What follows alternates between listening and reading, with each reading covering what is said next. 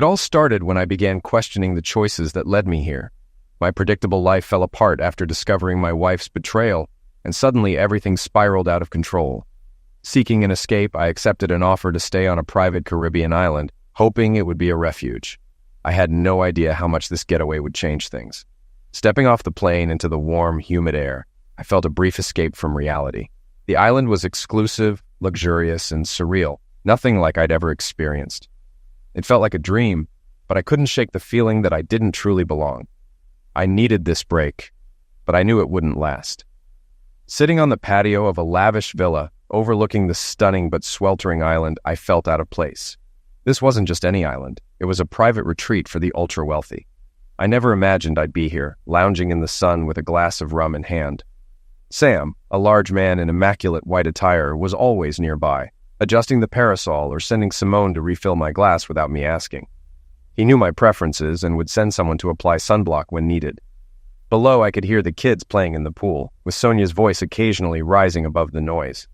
The sun deck was larger than any house I'd ever lived in. Sam stood at his usual spot, ready to assist with anything, while also keeping an eye on the kids. I waved to let him know I didn't need anything, and he nodded, informing me that Sonia was on her way up. "Just Sonia, Sam," I corrected him. "Yes, sir, Frank," he replied, trying to drop the formalities as I had asked. I'd been encouraging the staff to be less formal when we were alone, but old habits die hard. I didn't want my kids growing up thinking they were different from anyone else. I reminded Sam that they deserved respect, and he nodded, though still addressing me as sir. As Sonia appeared, Sam discreetly moved halfway down the stairs, watching the pool without intruding. As she approached, I marveled at her beauty, wondering how long this could last. Sonia, around 35, had a figure that showed no signs of having 3 children, effortlessly wearing a tiny bikini. "How's my lover boy? Recovered from playing with the kids?" Sonia teased, trying to get a reaction from me. "Exhausted, but not from the kids. You wore me out after last night," I replied. She giggled. "It was a great night. Made me feel young again." "You really put me through my paces." "I don't know how Seymour had any energy left for Jean," I joked. Jean liked Zex, but wasn't wild about it. "One climax was enough for her," she added. "Sounds like some guys I knew in college," Sonia grinned. "But enough about Jean. I sensed something was bothering you at breakfast." "What's wrong?" I hesitated, but realized we needed to talk. "Honestly, Sonia, I can't help but wonder when this bubble is going to burst." "What bubble?" she asked, concerned. "All of this. You're a beautiful 35-year-old with wealth and luxury. Last night, those rich guys were all after you." "Yeah, but they didn't get anywhere, did they? They just want to get in my pants," she interrupted with a grin. "I can't blame them. You're stunning, especially in that bikini or that dress from last night." "So you're jealous," Sonia teased. "Don't worry, Frank. No one's getting anything from me while you're around." "That's part of the problem, Sonia. You're amazing, and I'm just a 43-year-old truck driver. What did I do to deserve this?" "You married a woman who let my husband screw her, and you're better in bed than anyone I've been with," she laughed. "Yeah, but this was supposed to be about getting back at our exes. I never expected it to turn into this." "Hold on, Frank," Sonia interrupted, her tone serious. "You haven't taken advantage of me. I chose to seduce you. And this house wasn't from Seymour. It's been in my family for years, just like the others." "Sorry, I didn't realize. But we come from different worlds, Sonia. I love it here, and so do my girls. But the longer we stay, the harder it'll be to go back to normal." "What do you mean by back to normal?" she demanded. "Sonia, I've grown to care for you more than I should. But eventually you'll want to get back to your old life and leave me behind." "Jesus, Frank, what kind of shallow person do you think I am?" she shot back. "I don't think you're shallow, and I'd punch anyone who says otherwise," I assured her. She laughed. "That was funny. Seymour can't take a punch, can he? One punch and he was out." "He deserved it for his insults at the airport," I replied. "He only spoke the truth as he saw it. You made him think we came here for revenge when we agreed it was all for show. We never planned to sleep together." "Really? I had my own plans," I confessed. "Look, Frank, when I first approached you, I saw something in you that reminded me of my father, a good man who put others first. You cared more about your daughters than your own anger, and that impressed me," Sonia explained. "It was all about protecting them," I said, remembering the day she walked into that cafe, turning every head. She sat down across from me, asking for privacy to discuss something personal and unpleasant. The guys, having finished their meals, politely left the table as Sonia requested, though they gave me curious looks and a few even winked. I shrugged, thinking someone might know what was happening. I was wrong. "Mr. Moore, we haven't met, but I'm Sonia Springfield. I believe you've met my husband a few times," she said. I had met him, one of the big shots at the company where my wife Jean worked. I never liked the guy. He seemed too full of himself. "Yes, I've seen him at some company events," I replied, feeling uneasy. "I'm here to give you some unfortunate news. I wanted to tell you before it becomes public. Your wife and my husband have been having an affair," she said. "I don't believe you," I responded, shocked. Jean loved our kids, our home, and me, or so she always said, but the thought nagged at me, and I couldn't completely dismiss it. "I'm sorry, Mr. Moore, but it's true," Sonia said, placing a manila envelope on the table. "There are photos in here, but I warn you, some are disturbing." With reluctance, I peeked inside the envelope. The first image I saw was of a very unclothed Jean with another man. Definitely not me. My shock and anger must have shown on my face. "I wanted you to know before tomorrow when it will be all over the media. Seymour is well known and I'm filing for divorce. You might want to shield your children from the news tomorrow," she advised. I likely thanked her, though I don't remember exactly what I said. "The man I came with is my lawyer, Ronnie McIntosh. He's good, and if you need legal help, he's available. I've spoken to him, and he can handle your case at a reduced rate since I have him on retainer," Sonia added. My mind was a blur from the anger, though I quickly regained control, a skill I developed as a truck driver on busy roads. "Yeah, divorce seems like the only option," I muttered, still in shock. Ronnie McIntosh then approached. "Don't rush into a divorce. It can be costly. You should talk to your wife first, maybe see a marriage counselor," he suggested. As he spoke, I continued glancing at the photos without fully pulling them out of the envelope, too overwhelmed to face them head-on. "Let me see," Sonia said, and I tilted the envelope so she could take a look. "Oh my, that's from last Thursday in your house. Seymour's having sex with your wife while your kids are on the sofa watching TV. They didn't seem aware of what was happening, though," she explained. "Are you telling me my wife was having sex with your husband while my kids were in the same room?" I shouted, losing my temper again. "Yes, but it looks like the kids were oblivious, completely focused on the TV," she replied.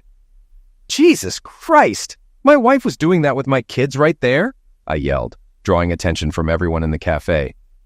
"I guess marriage counseling is off the table then?" Ronnie McIntosh, her lawyer, interjected while scribbling on some forms. "Absolutely, and I want custody of my kids," I responded firmly. "That video will help with that. It's clear evidence of child endangerment and the courts won't look kindly on it," Ronnie said.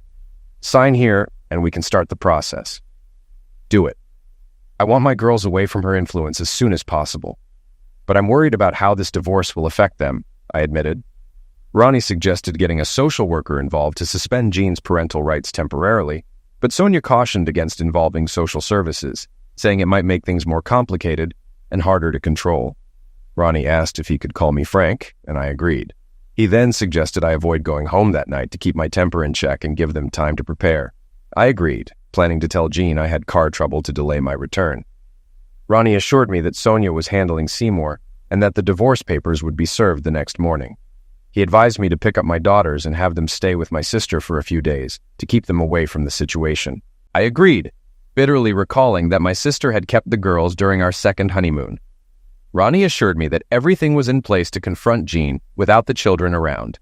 He warned me that if Jean resisted, they would use the video evidence to push for social services to take the kids away permanently. I was shocked when Ronnie confirmed that the courts could take such drastic action, but he explained that family courts prioritize the protection of children above all else. I signed the necessary papers, determined not to let Jean take my daughters from me. Sonia, who had been looking at a picture of my girls, sympathized, mentioning her own 3 children and the impact Seymour's affair had on them. We talked about how people don't consider the consequences of their actions on their children when they have affairs. Sonia reassured me that she understood what I was going through and that we would likely meet again. After they left, I called my boss to take time off and informed Jean that I wouldn't be home that night. The call went too smoothly, almost like she didn't care. Speaking to my daughters without getting emotional was difficult. Friday didn't go as planned. I picked up my daughters and took them to my sister's house, where she was ready to support me through the divorce. When I returned home, Rachel, a divorce lawyer from Ronnie's office, was there to help. She informed me that Jean had already been served with the papers and seemed unfazed, while Seymour looked less confident. Rachel suspected that Jean and Seymour had been planning to leave us, and that Jean's comment about moving the schedule up hinted at their plan. She also took precautions by placing microphones around the house to record any conversations, suspecting that Jean might try to accuse me of misuse. When Jean and Seymour showed up with their lawyer, Henry Harcourt, tensions rose. Rachel handled the situation, firmly stating that the evidence would be used in the custody case, not the divorce. Jean was visibly angry, but eventually agreed to watch the video Rachel had prepared. After watching the video, Harcourt realized how damaging it would be for Jean in family court. Rachel then laid out our terms. Jean would move out immediately, we'd file for divorce on irreconcilable differences, and Jean would have supervised visitation with the girls. Though Jean was upset, she eventually agreed, knowing the evidence was too strong against her. The divorce process continued quietly, though Jean wasn't happy about paying child support. Despite everything, I never spoke badly about Jean in front of the girls, not wanting to alienate them from their mother. Rachel and her husband became close family friends, often visiting and helping with the girls. They even took the girls out occasionally, which gave me some much-needed breaks. Over time, the girls made new friends, though I didn't pay much attention to who they were. On Cheryl's 10th birthday, Jean showed up with her new partner, John, creating a tense atmosphere. Later, Rachel and her husband arrived with 2 children and Sonia, who seemed oddly familiar to Seymour. As Jean and Seymour were leaving, one of the girls with Rachel waved and called out, "Hi, Daddy," revealing that Sonia and Seymour had a more complicated connection than I had realized. "I think I got the better deal," Sonia called out. I figured she meant ditching her husband. Jean looked furious as she slammed the car door and said something to Seymour, who waved to his kids before driving off, looking confused. "Sorry, I hoped they'd be gone before we arrived," Rachel said at the door. "Sonia's been wanting to talk, and Susan and I thought having her kids at Cheryl's party would be good since they get along well." I gave Rachel a questioning look, but before I could respond, Sonia asked, "Hi, Frank. Can we join the party?" Susan then rushed out, hugged Sonia, and brought everyone inside. Later, Susan explained, "Cheryl needed other kids at her party. She's still hesitant to bring school friends home with everything going on. We thought Sonia's kids, being in a similar situation, would be good company for her."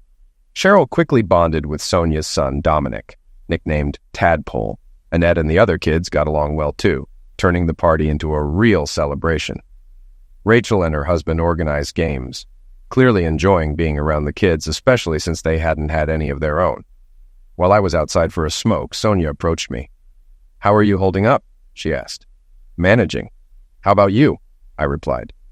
"Not much different. Seymour was rarely home, always chasing deals, or so he said. I should have known better." "You suspected something?"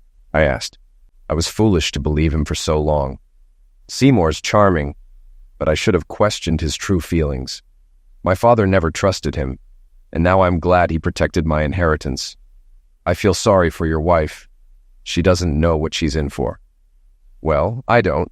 She deserves what she gets after what she did to me and the girls." "Seymour can be very persuasive. Your wife probably didn't see it coming, but she will eventually. She's good at her job, though." "Is she? Or did she get there because of her connection to Seymour?" "No, I think it's the opposite. Jean's talented and holds influence in her company. Seymour likely saw that and latched on for his own gain." I wasn't sure how to respond, realizing I didn't know much about Jean's work. Maybe that had been part of the problem. Sonia continued, "Seymour will do anything to get ahead, which is likely why he married me, because of my father's connections. But after my father retired and secured my inheritance, I became less useful to him." I probably offered my condolences for her father's passing, and the conversation shifted to our families and hopes for our kids. My disappointment in Jean's betrayal crept in, and Sonia shared that she was a stay-at-home mom. She smiled when I mentioned the challenges of raising 3 kids and managing a household. Sonia was still smiling when Susan found us and said Tadpole was looking for his mother. Tadpole then asked if Cheryl and Annette could come over the next day so we could teach Cheryl how to dive. I suspected he just wanted to show off, but I agreed. Sonia invited Susan and her kids to join them for lunch, offering a day by the pool. The next morning, I found myself driving my 2 kids and Susan's eldest, following John, who had directions to Sonia's house, with Susan and her other 3 kids in his car. We wound through Surrey's country lanes. It was sunny but not warm, and I mentioned the cool temperature to Susan. She assured me the pool must be heated since Sonia had invited the kids for a swim. Just as I started to think John was lost, he turned into the drive of a massive country house. I expected a large house with a pool, but nothing like this. There was even a gatehouse at the entrance. I wasn't sure we were in the right place until Tadpole and the twins ran out to greet us. The kids rushed into the mansion, and Sonia appeared, looking effortlessly elegant in cut-off jeans and a blouse. She led us through the house to a large conservatory, now an indoor pool, where 3 young people were swimming, college students who helped with the kids on weekends, as she explained. After introductions, our kids returned, changed, and ready for the pool. During the day, I noticed the boy, Jeremy, sizing me up and the 2 girls chatting with me briefly before whispering among themselves. Nothing significant happened, except that all the adults, including me, eventually donned swimsuits. Sonia had a stash for guests. One thing stood out. John couldn't take his eyes off Susan in her swimsuit. Whatever she wore must have worked because she called me the next day to say John proposed to her that night. John was a good guy, and I could tell he was thoughtful when he traded his BMW for a family-friendly vehicle to accommodate Susan and the kids. After that day, visiting Sonia's house became a regular weekend event. Saturdays were usually spent at my house, and Sundays at hers, with John, Susan, and their kids often joining us. Over time, I met some of Sonia's relatives, including Uncle Theo, who loved clay pigeon shooting, and Aunt Gilda, a formidable woman who reminded me of Lady Bracknell from The Importance of Being Earnest. Gilda was terrifying to most adults, but was kind and influential with the kids, especially my daughters, who suddenly became more diligent with chores and homework after talking with her. One evening, Rachel handed me an envelope as I opened the door. "All signed and sealed," she said, smiling. "The judge added one order. Jean gets 65 visits a year, supervised, and Seymour can't be present, even if they marry. So it's done? We're divorced?" I asked. "Yes, almost. The paperwork still needs to be finalized, but you're free. Jean has to pay child support monthly, or the court will step in," Rachel replied. "Thanks, Rachel. I guess I'll be seeing your bill soon," I said. "No, Jean's paying that too. The judge saw your income compared to hers and decided she should cover your legal expenses. He also agreed you could have asked for spousal support until the girls are grown, but you chose not to." "Thanks, Rachel. I'm not broke, but I'll need to budget carefully." Rachel scolded me for not taking more from Jean. "Your pride got in the way of common sense. Jean would have taken you for everything," she said. "Maybe, but I'm not like Jean. I don't cheat, and I don't use money or kids as weapons." "I doubt she'll ever realize what she lost," Rachel remarked. "Jean always wanted a big fish with money. I'm content in my little pond, and I need to find someone who will be happy to share it with me." "What makes you say that, Frank?" "Oh, just little things, like how she envied people with newer cars and bigger houses. Well, she's got her big fish now. I just wonder if her net's strong enough to keep him." Rachel grinned, and I wondered how long Jean and Seymour's relationship would last. From what Sonia hinted, Seymour had likely cheated before, and there's that saying, once a cheat, always a cheat. The next weekend, Susan and John announced their wedding date. Although they'd only known each other a short time, John turned out to be a great husband and father figure to Susan's kids, who hadn't seen their real dad in years. A week later, Sonia asked Susan about honeymoon plans. "Honeymoon? With the kids? Who'd watch them?" Susan replied. Sonia suggested they stay at her villa in the Caribbean. She even invited me and my girls, offering privacy for Susan and John in the guest house.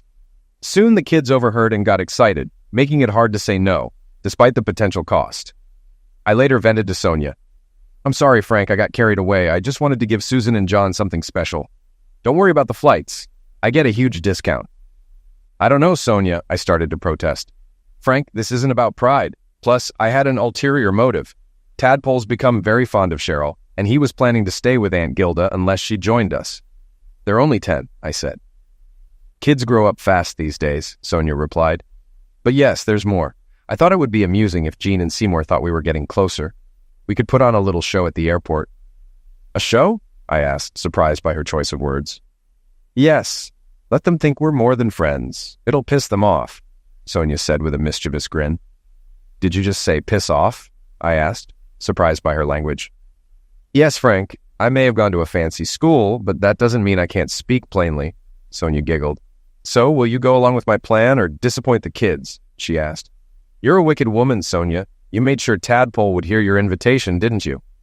"Yes," she admitted, "but it was his idea to invite you all. He just had his own reasons." Fine, we'll go. But let's not overdo it in front of the kids. Of course, Sonia replied, though her tone hinted at mischief. As weeks passed, I avoided newspapers, which were filled with stories about Sonia and Seymour's legal battles and photos of Jean and Seymour at various clubs. In the few articles I skimmed, Jean was painted as a femme fatale and a homewrecker. Surprisingly, though Sonia and I were occasionally mentioned, there were no salacious hints about us, which I expected but didn't see. Jean began visiting the kids for an hour or so a few evenings a week, with Seymour dropping her off. Conveniently, press photographers seemed to know exactly when she'd be there. Given how she posed for the cameras, I suspected she was tipping them off herself. From the start, I insisted someone else supervise Jean's visits, ensuring she was never alone with the kids. My feelings towards her were still antagonistic, and I knew it showed when we were in the same room. Rachel helped a few times, but then introduced Tracy, a young secretary from her office who took over for a small fee. Tracy's presence proved useful. Jean seemed to think she was just a local teenager and didn't realize Tracy was reporting back to me. Tracy informed me that Jean was asking the kids about our visits to Sonia's house and the relationship between Sonia and me. Annette had simply told her, "We go because Tadpole is Sherry's boyfriend and Jeremy teaches us to swim," which confused Jean even more since she didn't know who Jeremy was. As time passed, Jean hinted to the kids that she'd be away for a few weeks in the summer.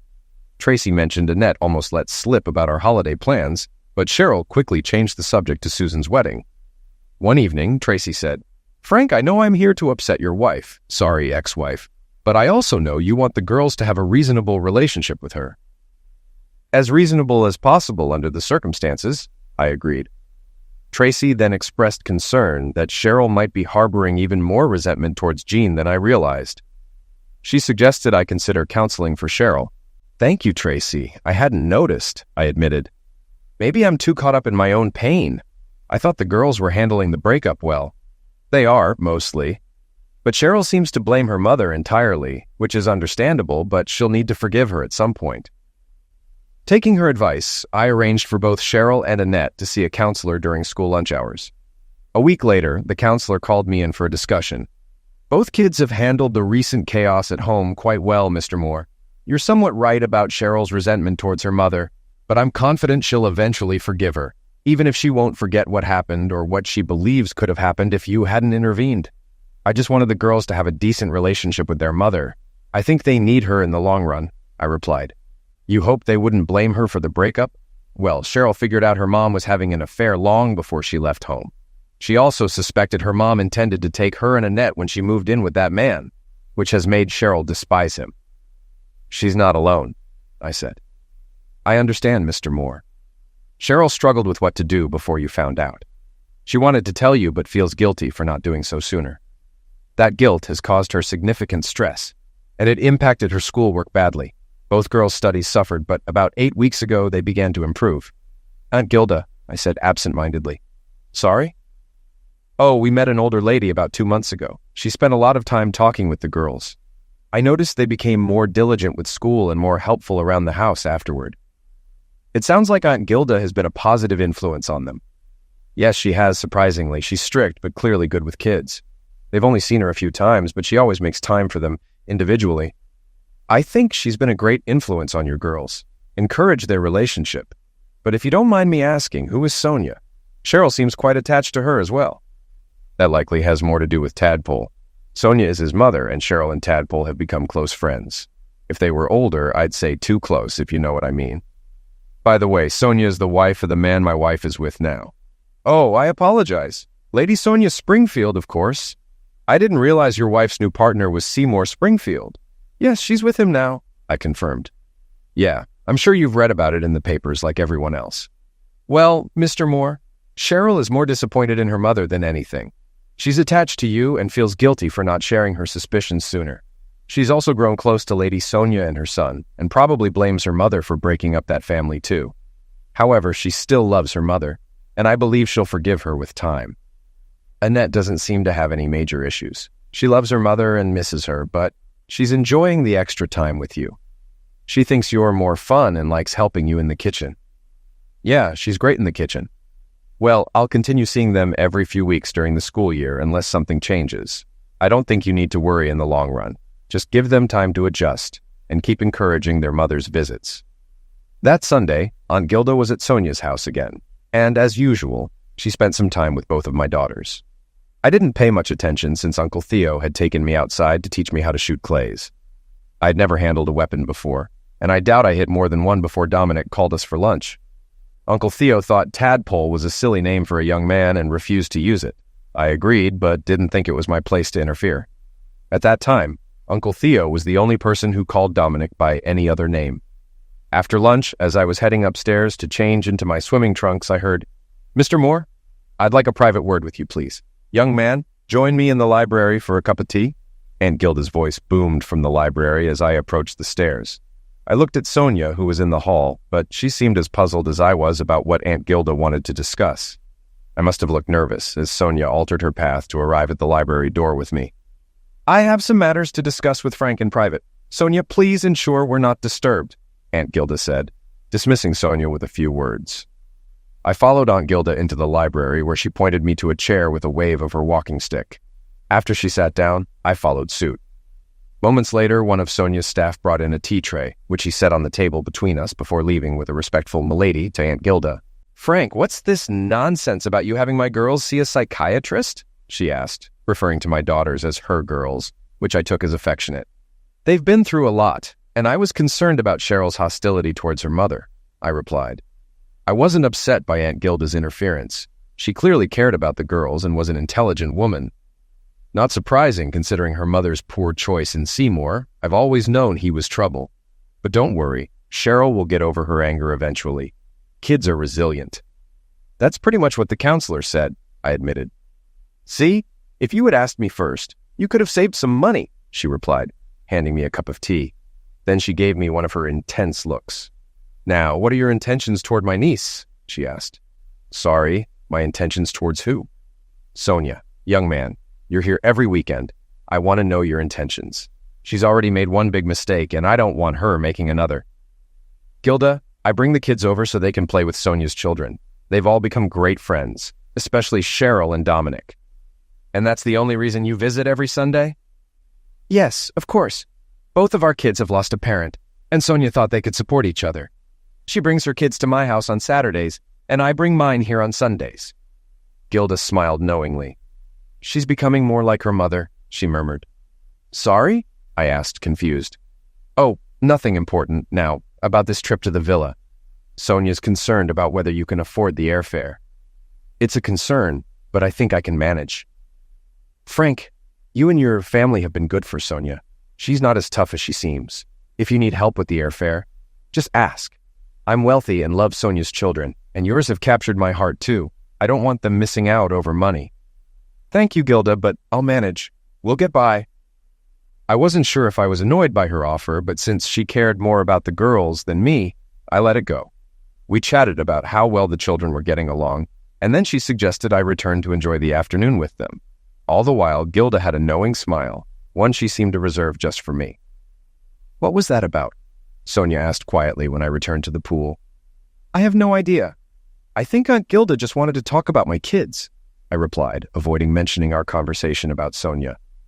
The week before Susan and John's wedding, I decided to surprise Jean about our Caribbean holiday. The girls hadn't told Jean where we were going. After learning about Cheryl's hostility towards her mother, I had wired the lounge with a microphone connected to an old tape recorder in my bedroom, just to satisfy my curiosity. I often heard Jean mention her upcoming cruise and how she wouldn't be able to visit the kids in late June and most of July. Annette would always respond, "Daddy's taking us away for summer," without revealing where. I figured Cheryl had sworn her to secrecy. Jean repeatedly tried to convince the girls that a cruise would be better than a couple of weeks in Paynton and wanted them to persuade me to let them go with her. Paynton had been Jean's idea of a perfect holiday, as it was where her parents took her as a child.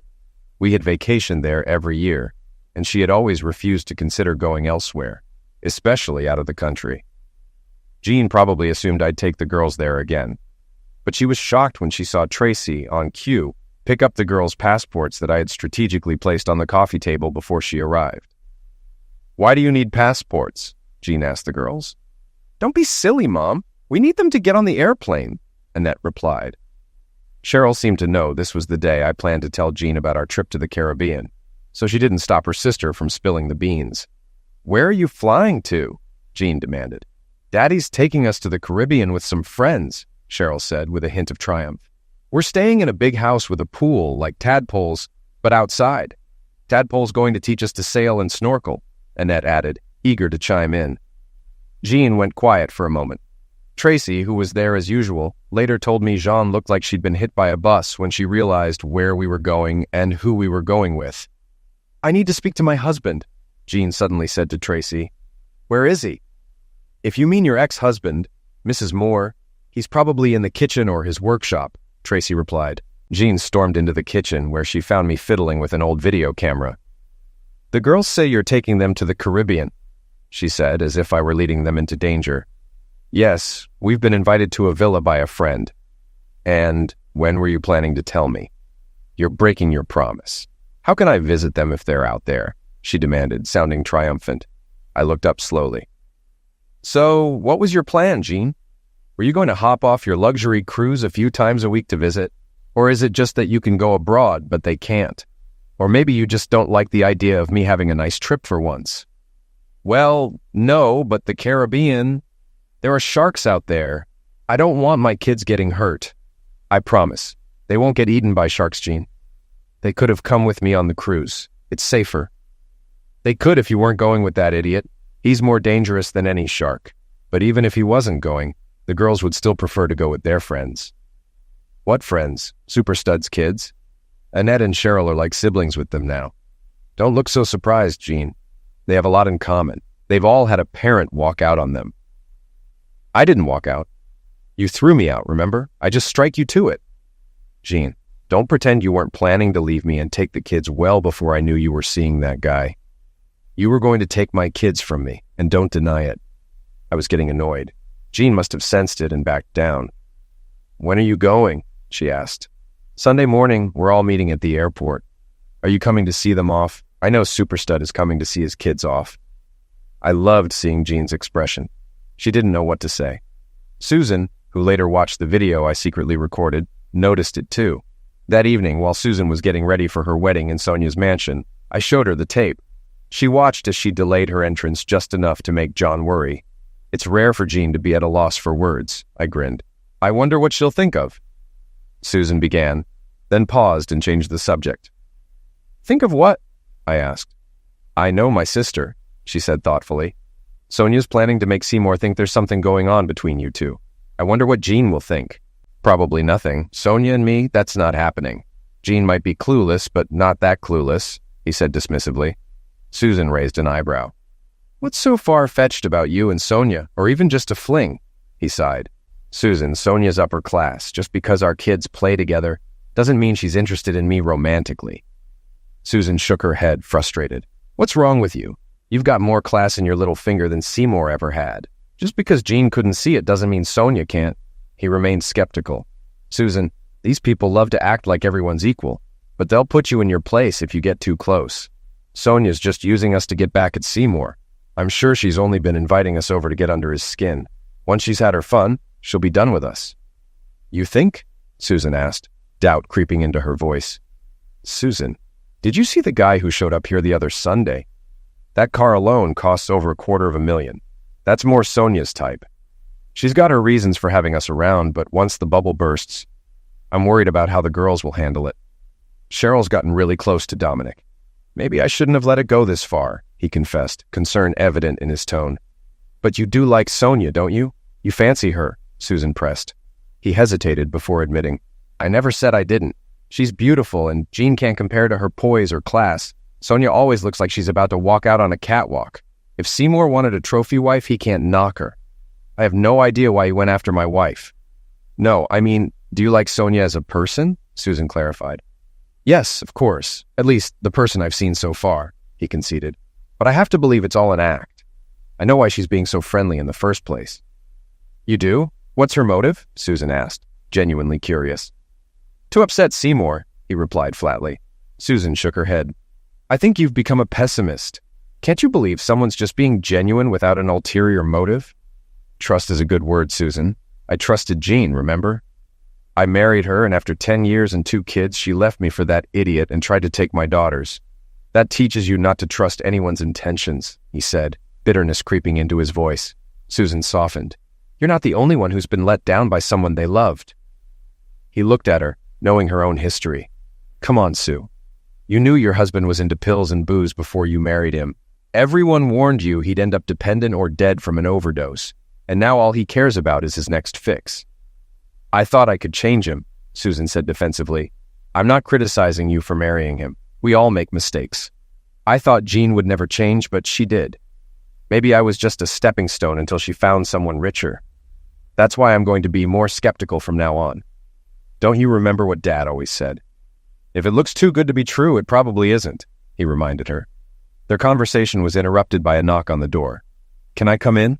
Sonia's voice called from outside. Yes, of course, Susan replied, standing up. Sonia peeked in with a grin. Susan, are you ready? Poor John's getting worried you've changed your mind. The wedding went smoothly with a small gathering. Besides us and the kids, only a few of John's co-workers and their wives, and one cousin Susan and I were still in touch with, attended. The rest of the invited relatives didn't show. Sonia's Uncle Theo and Lady Gilda Casson, who I'd never heard referred to by her title before, were also there. Aunt Gilda, waiting at the bottom of the staircase, asked Susan to remove her fake pearls and gave her a diamond necklace, brooch, and bracelet worth nearly 100,000 pounds. Susan was stunned, but the jewelry perfectly complemented her dress. I'd never seen my sister look so beautiful. After the ceremony, I took Susan's youngest kids home with me, while Rachel took the older two. Susan and John spent their wedding night at a hotel, and when we all met early the next morning at Susan's house, John looked exhausted, and Susan was all smiles. We had to be at the airport by 9:30. Checking in for the flight was chaotic since 6 of the kids had never flown before and were extremely excited. Sonia's 3 kids, used to the routine, helped guide the others. I was surprised to see Jeremy and the 2 girls with Sonia's group, but didn't question it. They had been joining Sonia and her kids on these summer trips for years. They were good at keeping the kids occupied. While we waited for our flight, Jeremy whispered to Sonia, "The lovers have arrived." Jeremy spotted them coming from the car park. "We should separate our kids from Susan's." Unfortunately, Jean and Seymour's arrival caused the 2 groups to converge. Annette ran to her mom, and Cheryl followed, but stayed nonchalant. Seymour ignored his own kids to greet Annette, which annoyed me, but I bit my tongue to avoid a scene. Meanwhile, Sonia and Seymour had a heated exchange, with Seymour accusing her of infidelity. I couldn't resist confronting him after he insulted her and implied I was just a van driver. I called out his hypocrisy, mentioning that a real witch was someone who cheats on a loving husband. Seymour took a swing at me, but I dodged and countered, landing a punch that sent him collapsing to the floor. The whole incident was caught by the press, who had appeared out of nowhere. After the altercation, Sonia apologized, saying she hadn't expected Seymour to get violent. We regrouped with the kids and moved on. Sonia kissed me briefly, our first real physical contact, and I found I enjoyed it. No one mentioned the fight during the flight to Jamaica. At the airport, Sonia was clearly well known and expected. We were treated like VIPs and met by a giant Jamaican named Sam, who was in charge of the villa and the kids' safety. He insisted on carrying our bags, reminding me that this was his job. As we made our way to the villa, I noticed the staff unloading our luggage from another boat and carrying it up the path. A brief interruption occurred when Simone, one of the staff, ran to greet Jeremy with a hug, revealing they were a couple.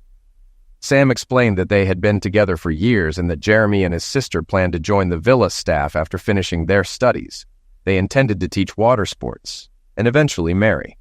Sam grabbed a couple of suitcases and headed up the path to the villa. I realized that everyone except Jeremy and Simone, who were preoccupied, had already gone ahead. I followed Sam, taking a glance back at the lovebirds on the jetty. The path led to a long staircase, and halfway up I reached a large paved area with an impressive pool. I saw Sam ahead, climbing another set of steps leading to a massive patio in front of the villa. The place was enormous, with multiple wings on different levels that seemed to snake around the hillside. Later, I learned that the villa, though privately built, was meant to function like a hotel when the family wasn't there, renting out the wings to cover costs. Several smaller villas, which Sonia called summer houses, were scattered around the property. Susan and John were placed in one of these, giving them some privacy.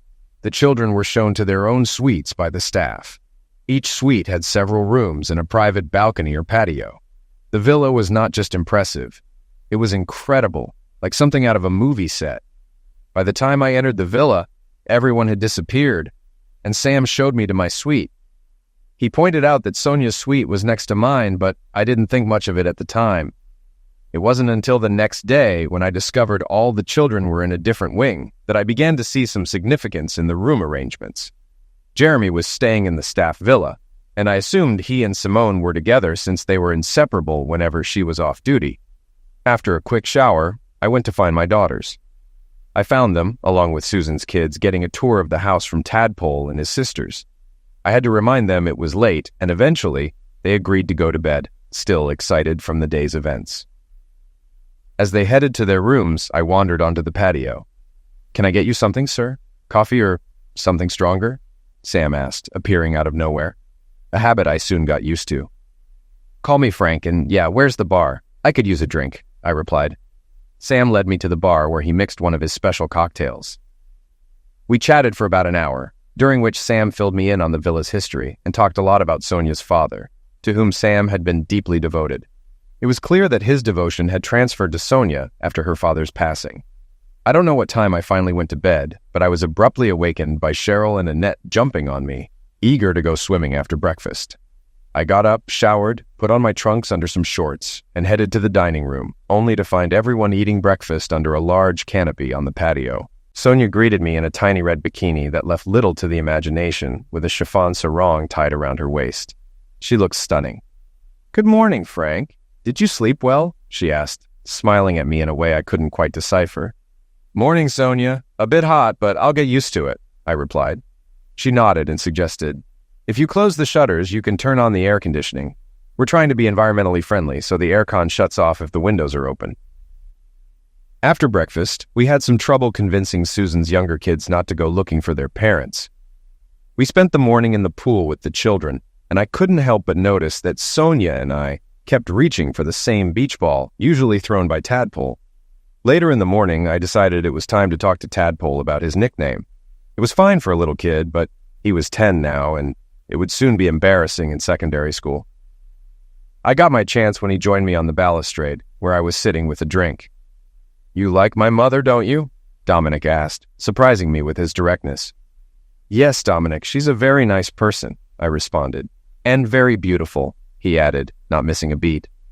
"Yes, she is. I think your father was a fool," I replied, trying to gauge his reaction. Dominic ignored my comment about his father and said, "She likes you too." "Glad to hear it," I said, wondering if he was trying to play matchmaker for his mother. But I shifted the conversation. "Dominic, about your nickname, Tadpole." "Yes, sir. It does get a bit—" He hesitated, searching for the right words. "It sounds a little young, especially if you have a girlfriend," I teased with a smile. "Girlfriend, sir?" he asked, a bit confused. "I'm talking about Cheryl. I'm not blind. You're sweet on her, and she likes you too. Just make sure you behave yourself," I advised. He looked thoughtful for a moment. "Yes, sir. I'll try to do that." "Dominic, how about shortening Tadpole to just Tad?" I suggested. "Like the boy on that TV show?" he asked, catching on. "Exactly. It turns a silly name into a cool one," I explained. "Yes, I like that. But how do I get people to start calling me Tad?" he wondered. "Leave that to me. Just introduce yourself as Dominic or Tad and gently stop answering to Tadpole," I advised. "Thanks, Mr. Moore. I'll try," he said, grinning as he climbed down from the balustrade. Later that day, I noticed most of the children were calling him Tad, and even Sonia and the staff picked up on it quickly. I had a feeling Sonia had been watching us talk and smiled when I was the first to call him Tad while we played in the pool. That evening, I was alone on the patio, watching Jeremy and Simone in the pool below. Susan and John showed up, dressed for a swim, and after a brief conversation, they joined them in the pool. "Enjoying the view?" Sonia asked, suddenly appearing by my side. "Not exactly, just thinking the lights down there could be dimmed a bit," I replied, glancing at the brightly lit pool. "That's easy," Sonia said, then called out, "Sam, can we get mood lighting on the pool level?" Sam appeared almost instantly, as he always did, ready to adjust the lights as requested. Sam nodded and disappeared. Seconds later, most of the pool lights dimmed, leaving just enough light for safety and visibility. Sonia explained the pool had sensors to alert if anything stayed still at the bottom too long. Sonia then took me on a tour of the property. Somewhere along the way, she took my arm. "This is my summer house," she said, leading me to the smallest one. "My father gave it to me when I was a teenager. I never let anyone else use it." Inside, the place was cozy, filled with personal items like stuffed toys and family photos. "I come here when I need to get away," Sonia added. I couldn't help but think she probably used it to recover from her husband's misuse, though I didn't say it out loud. We wandered through the bungalow, though it wasn't exactly small, except by comparison to the main villa. We ended up in the bedroom, which featured a massive round bed. I'd never seen one outside of movies. Sonia led me out to a private patio with a sea view. "How do you like this?" she asked, revealing a hidden jacuzzi. "Fancy," I commented. "Everything here is," she replied. "Don't let it bother you." "It's a bit overwhelming, honestly," I admitted. "Is that why you haven't—" she began, but then she kissed me. Before I knew it, I was holding her and we were kissing like teenagers. Time seemed to blur until we finally pulled apart, gasping for air. "Want a drink?" Sonia asked as she walked back inside. "Sure," I said, still processing what had just happened. Sonia's supposedly private retreat had a bar stocked with my favorite rum. She poured us drinks, linking her arm with mine like in the movies. "To us," she toasted. "To us," I echoed, unsure if that was the right response. We sipped our drinks and kissed again. Then we made our way back to the patio. "How about a soak?" she asked. "I didn't bring trunks," I replied. "Who cares? It's nothing I haven't seen before," she grinned. Before I could protest, Sonia had slipped out of her clothes and into the jacuzzi. I followed, and for the next hour or so, we were lost in each other. At one point, a flashing light caught Sonia's eye. "Damn," she muttered, taking a call. "Sorry, Frank, the kids are asking where we are. We'd better head back." When we rejoined the group on the patio, Sam gave me a knowing look. I ended up playing chess with Tad, who quickly striked me. Even in drafts, he outplayed me. We let the younger kids win at dominoes, though. Tad was just as soft-hearted as me. The next day, Tad asked if I'd let him win. I told him, "If you're old enough to like my daughter, you're old enough to handle life's challenges." "I don't get it," he said. "Just don't go easy on me next time," I clarified. Later that evening, after the kids were in bed, Sonia and I found ourselves alone on the patio. The lights had gradually dimmed, leaving us in near darkness. Suddenly, Sonia was in my lap, and we were kissing again. "Isn't this a bit public?" I suggested. "Let's go somewhere more private," she said. I noticed the last light over the table went out as we stepped inside. Sam, no doubt. But when we reached Sonia's suite, she kissed me goodnight and closed the door, leaving me confused. I went to my room, took a cold shower, and then stepped out onto my balcony. "Thought you'd never get here," Sonia's voice called from the balustrade. "What the—" "You wanted privacy, right? It wouldn't be good for the kids to see you entering my room," she teased. "You're full of surprises," I laughed, climbing over to her side. We spent most of the night together in her room. Sam even called to warn us when the kids were up in the morning. After that, Sonia would slip into my room every night, and we'd eventually move to hers. I was falling for her, despite knowing it might not last. The next month was a blur of swimming, water activities, and parties. We met all kinds of people, celebrities, politicians, even aristocrats, and some rich, handsome men who seemed interested in Sonia once her divorce was final. John and Susan had to leave after 2 weeks, but their kids stayed with us. Our planned 6-week holiday extended to 2 months. 7 weeks in, Sonia decided she wanted some alone time in her private summer house. Sonia brought up our first meeting again and kept insisting I was such a great guy. Even though I loved her, I knew deep down it couldn't last. We came from different worlds. "Come on, Sonia, you know you'll get tired of me soon," I said. "Why would you say that?" "Are you tired of me?" she asked, sounding hurt. "No, Sonia. I've fallen in love with you, but you deserve better." She kissed me. "Maybe I'm happy with who I found," she said. I reminded her of how her family might react, but she dismissed it, suggesting we forget everything and enjoy some time in her jacuzzi before the kids noticed we were gone. A few days later, Tad and Cheryl insisted I join them on one of the sailboats. I was hesitant at first as I knew nothing about sailing, but eventually I agreed. After a couple of hours, when we returned, Tad and Cheryl sailed away again after dropping me off. I walked up to the villa, which was strangely quiet. As I poured myself a drink, Aunt Gilda suddenly appeared, cutting through the silence. "Lady Gilda, I didn't know you were coming today," I said, surprised. "It's Aunt Gilda to family," she corrected me. "I came to sort out this mess." "What mess? Is there an issue with Sonia's divorce?" "No, you're the problem," she replied, hinting at Sonia and me. I assumed she was there to kick me out, but then she mentioned a wedding. Confused, I asked, "What wedding?" "Yours and Sonia's. We can't have any illegitimate children in the family," she said, revealing that Sonia was pregnant. I was stunned. Sonia appeared behind me, confirming it. Gilda then shared her own story, explaining how love, not status, mattered in their family. She handed me a ring, urging me to propose. I did, and Sonia accepted. Gilda then suggested we retreat to Sonia's private house until dinner. 2 weeks after returning from the Caribbean, Sonia and I got married. It was a small ceremony with just a few guests. I don't work much anymore, aside from helping around the estate. Cheryl and Annette are adjusting well to their new school, especially Cheryl, who enjoys it as long as Tad is around. Sonia had another daughter, and all 5 kids adore her. Seymour and Jean didn't last long after that. Seymour got caught up in a dodgy deal and ended up in jail. Jean, who might have been the one to report him, is now married to a newspaper editor. She visits the girls occasionally. As for me, I've settled into life as a kept man, enjoying the peace and quiet, writing, and spending time with my loving wife and our baby. Life goes on.